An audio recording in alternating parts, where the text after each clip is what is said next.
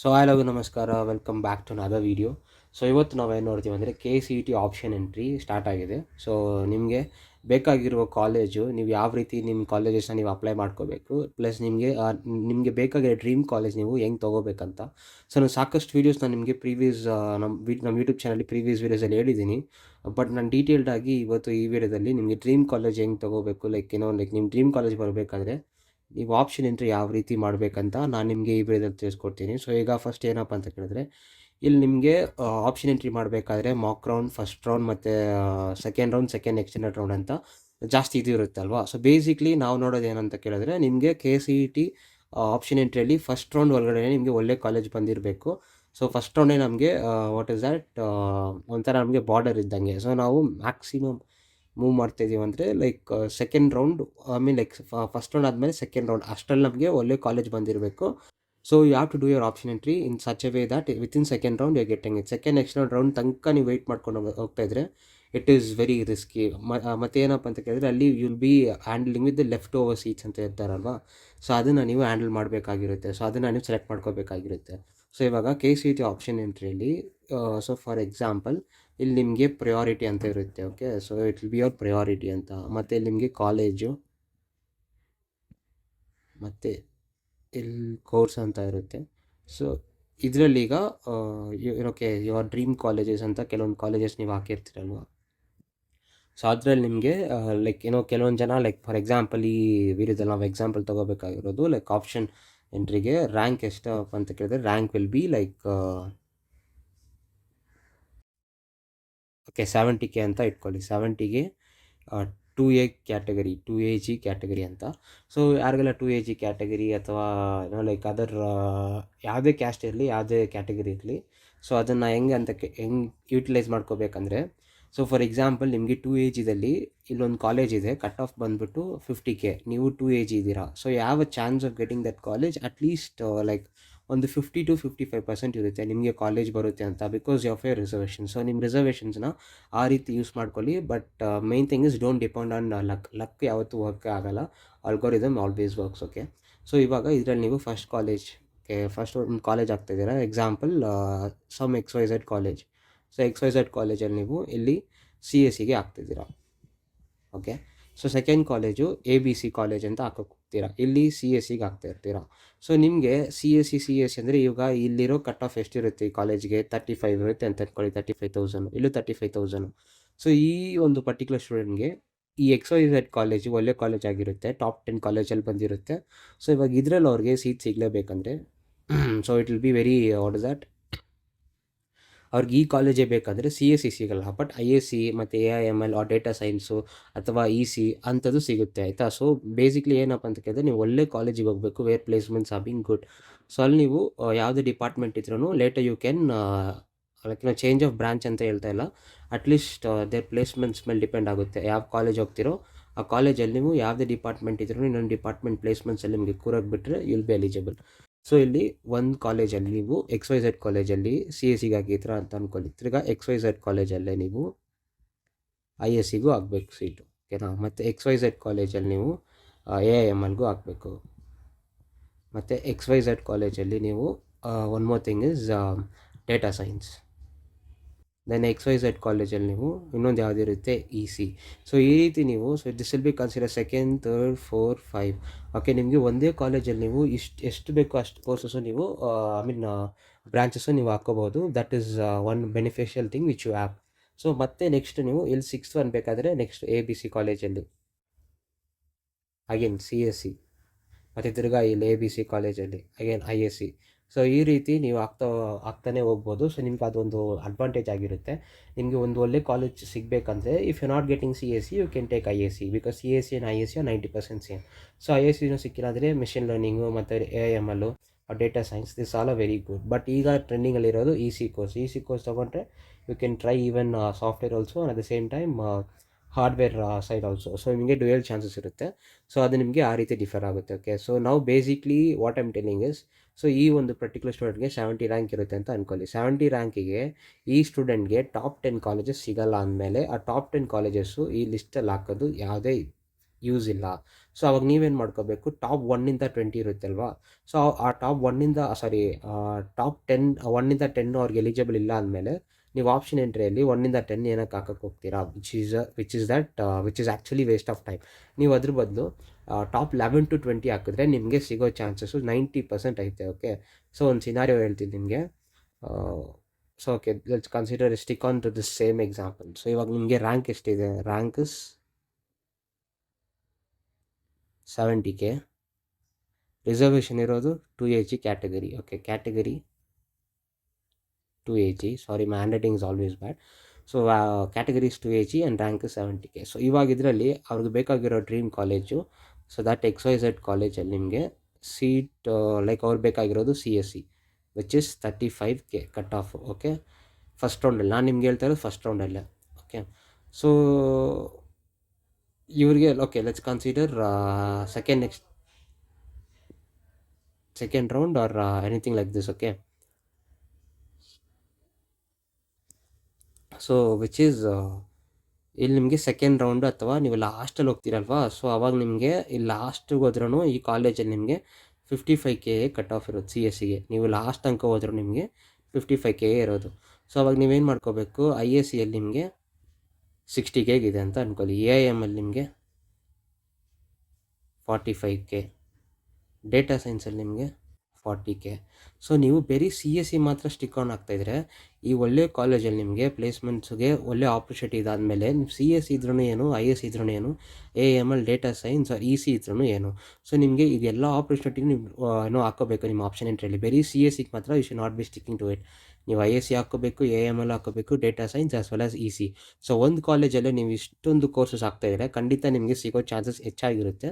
But ಅದರಲ್ಲಿ ನೀವು ನಿಮ್ಮ ರ್ಯಾಂಕ್ ಅದೇ ಹೇಳ್ದಲ್ವಾ, ಇದರಲ್ಲಿ ನಿಮಗೆ ಇವಾಗ ತೊಗೊಂಡಿರೋ ಎಕ್ಸಾಂಪಲಲ್ಲೇ ISCಗೆ ಎಷ್ಟಿತ್ತು, ISCಗೆ 60 ಏನೋ ಇತ್ತಲ್ವಾ, ಸೊ ಅದೇ 70 ಇದೆ. ಇಲ್ಲಿ ಒಂದು 45ಇಂದ ಒಂದು ನಾಟ್ ಇವನ್ 45, ಓಕೆ 45ಇಂದ ಒಂದು 65 ಇದ್ರೂ you can give a try. ಯಾಕೆಂದರೆ ನಿಮಗೆ ಇಲ್ಲಿ ಚಾನ್ಸಸ್ಸು 50-60% ಇದೆ. Okay, so you can give a try. ಅದೇ ನೀವು CSEಗೆ ತೊಗೊಂಡ್ರೆ CSEಗೆ ಎಷ್ಟಿದೆ ಕಟ್ ಆಫು, ಫಾರ್ ಎಕ್ಸಾಂಪಲ್ ನಿಮ್ಗೆ ಹೇಳಿದ್ದು. ಓಕೆ, ISC ಯಾವಾಗಲೂ ಒಂಚೂರು ಕಡಿಮೆ ಇರುತ್ತೆ, ವಿಚ್ ಇಸ್ ಇಲ್ಲಿ ನಿಮಗೆ 55 ಅಂತ ಇಟ್ಕೊಳ್ಳೋಣ, 55. ಸೊ ಇಲ್ಲಿ ನಿಮಗೆ CSEಗೆ 45Kಯಿಂದ 60K ಅಂತ ಇರುತ್ತೆ ಅಂತ ಅಂದ್ಕೊಳ್ಳಿ. ಸೊ ಇದಕ್ಕೆ ನಿಮಗೆ ಎಷ್ಟು ಪರ್ಸೆಂಟ್ ಚಾನ್ಸ್ ಇರುತ್ತೆ, ಇದಕ್ಕೆ ನಿಮಗೆ ಒಂದು 45% ಚಾನ್ಸ್ ಇರುತ್ತೆ, ಲೈಕ್ 45% ನಿಮಗೆ ಚಾನ್ಸ್ ಇರುತ್ತೆ. ಸೊ ಒಂದು ಕಾಲೇಜಲ್ಲೇ ನಿಮ್ಗೆ ಇಷ್ಟೊಂದು ಬೆನಿಫಿಟ್ಸು, ಇಷ್ಟೊಂದು ಕೋರ್ಸಸ್ ನೀವು ಅಪ್ಲೈ ಮಾಡ್ಕೋಬೋದು ಅಂದರೆ ಏನಕ್ಕೆ ಅದನ್ನು ನೀವು ವೇಸ್ಟ್ ಮಾಡ್ತೀರಾ. ಅದನ್ನು ನೀವು ವೇಸ್ಟ್ ಮಾಡೋ ಬದಲು ಒಂದು ಕಾಲೇಜಲ್ಲೇ ನಿಮಗೆ ಎಷ್ಟೊಂದು ಕೋರ್ಸಸ್ ಬೇಕಾಗಿದ್ರು ಅಷ್ಟು ಕೋರ್ಸಸ್ಸು ನೀವು ಹಾಕೋಬೋದು. ಪ್ಲಸ್ ನಿಮಗೆ ಲೈಕ್ ನಿಮಗೆ ಆ ಕಾಲೇಜ್ ನಿಮ್ಗೆ ಸೆಲೆಕ್ಟ್ ಆಗಿದ್ರೂ ಅಕಾಡೆಮಿಕ್ಸಲ್ಲಿ ನಿಮಗೆ ಆ ಒಂದು ಪರ್ಟಿಕ್ಯುಲರ್ ಕೋರ್ಸು ಯಾರಿದ್ರೂ they can cope up it later in future. ನೀವು ಅದನ್ನು ಕೇರ್ಲೆಸ್ ಆಗಿ ಬಿಡಕ್ಕೆ ಹೋಗ್ಬಾರ್ದು. So what is the main motive ಅಂತ ಕೇಳಿದ್ರೆ, ಒಂದು ಒಳ್ಳೆ ಕಾಲೇಜಲ್ಲಿ ಪ್ಲೇಸ್ಮೆಂಟ್ಸ್ ಹೆಂಗಿದ್ರು ಚೆನ್ನಾಗಿರುತ್ತೆ ಅಂತ ಗೊತ್ತಾದಮೇಲೆ ಅದರಲ್ಲಿ ನಿಮಗೆ ಯಾವ ಕೋರ್ಸ್ ಇದ್ರೂ ಪರವಾಗಿಲ್ಲ, ಫಾರ್ ಎಕ್ಸಾಂಪಲ್ CSE ಇದ್ರೂ ಪರವಾಗಿಲ್ಲ, ಆರ್ ISC ಇದ್ರೂ ಪರವಾಗಿಲ್ಲ, ಆರ್ EC ಇದ್ರೂ ಪರವಾಗಿಲ್ಲ, ಓಕೆ, ಆರ್ AIML. ಸೊ ನನ್ನೊಂದು ಏನಪ್ಪ ಅಂತ ಕೇಳಿದ್ರೆ, ಒಂದು ಒಳ್ಳೆ ಕಾಲೇಜ್, ಯಾವುದೊಂದು ಒಳ್ಳೆ ಕಾಲೇಜ್ ಇದ್ದರೆ, ಫಾರ್ ಎಕ್ಸಾಂಪಲ್ RV ಅಂತ ಅಂದ್ಕೊಳ್ಳಿ, RV is a top college. Okay, ಅದರಲ್ಲಿ ನಿಮಗೆ CSE ಸಿಕ್ಕಿಲ್ಲ ಅಂದರೆ ಯು ಟ್ರೈ ಫಾರ್ ISC,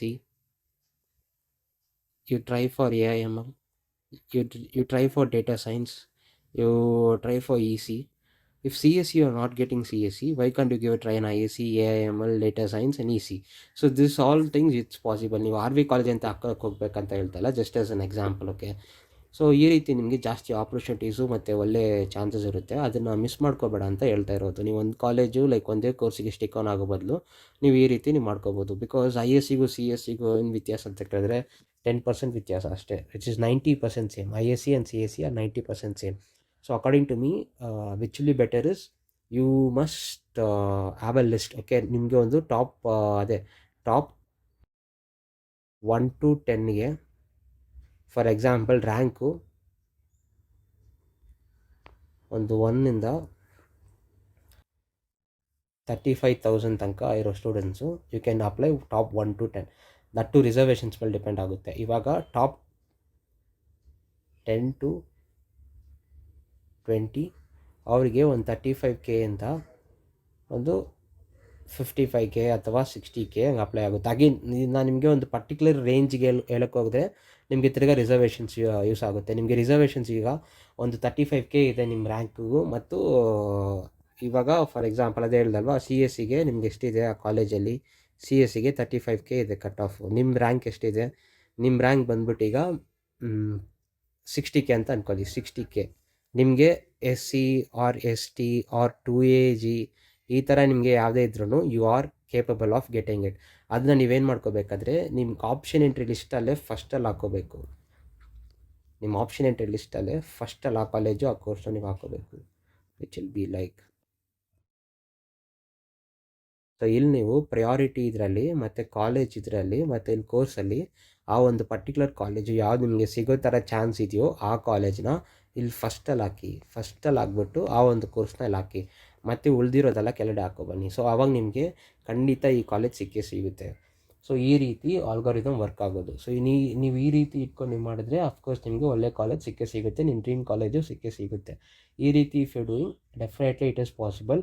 ಮತ್ತು ಇನ್ನೊಂದು ಎಕ್ಸಾಂಪಲು, ಇವಾಗ ಯಾರಿಗೆಲ್ಲ like I have seen this even in during my option entry time also, which is, so ಇವಾಗ 2 ಇಂಡಿವಿಜುವಲ್ ಲೈಕ್ 2 ಫ್ರೆಂಡ್ಸ್ ಇದ್ದಾರೆ ಅಂತ ಅಂದ್ಕೊಳ್ಳಿ.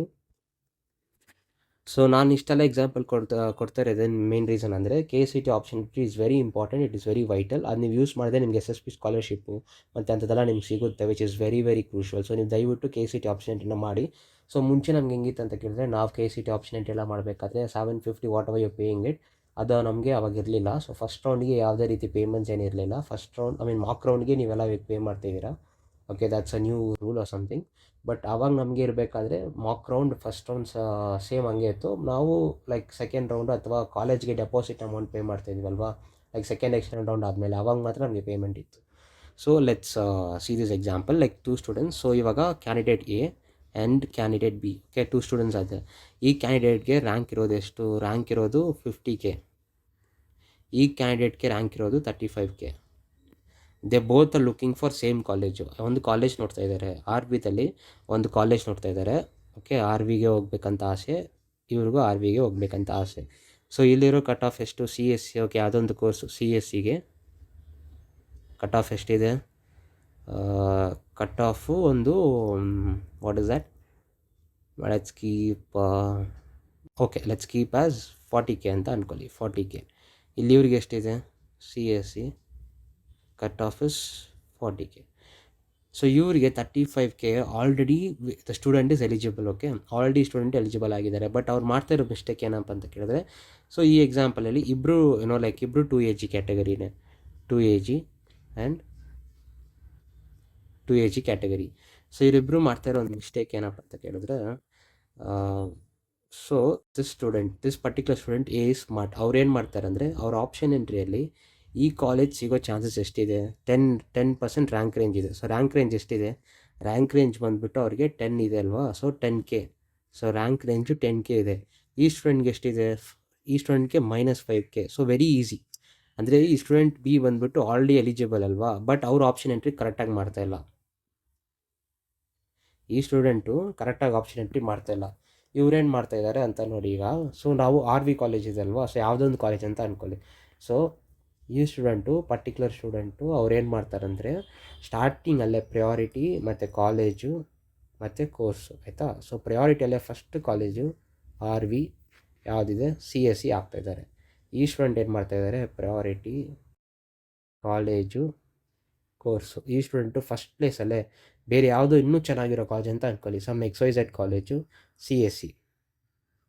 ಸೊ ಇವಾಗ ಯಾರಿಗೆ ಸೀಟ್ ಸಿಗುತ್ತೆ ಅಂತ ಕೇಳಿದ್ರೆ, ಖಂಡಿತ